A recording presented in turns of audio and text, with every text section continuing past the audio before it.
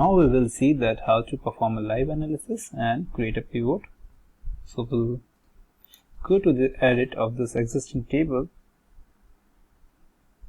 and from here we will delete the order date, country code, product code, price age, order number,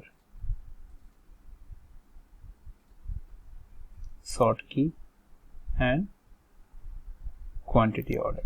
So now we have country, product line, product name, extended price, year and month. So we have selected these fields. We'll go to the advanced, drop countries into the rows, and we'll drop product line in the column, and we'll drop the year and month in the rows, and in the values we'll put the extended price, and we'll select the sum of extended price. Hit preview. Here we'll do the save and exit. So now we can adjust this in this way. Now you can see that we have created an advanced table. If we'll click on USA, this will collapse to the detailed analysis. And now if I want to perform a live analysis, I can select this area, and using the right click I have option to create a chart.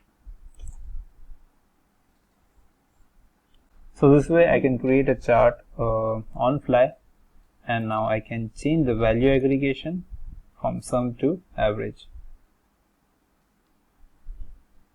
which I can further download and change the orientation of the chart.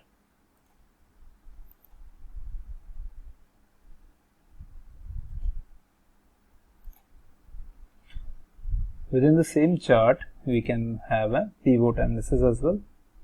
Again, go to the advanced and click on this pivot mode, and this will enable our chart to look like a pivot. So here's the various group, and here's the detail of the classic cars. So if I click on the classic cars, it will take me to the years, and if clicked on the 2017, this will take to the monthly distribution. So we'll go back to the classic cars.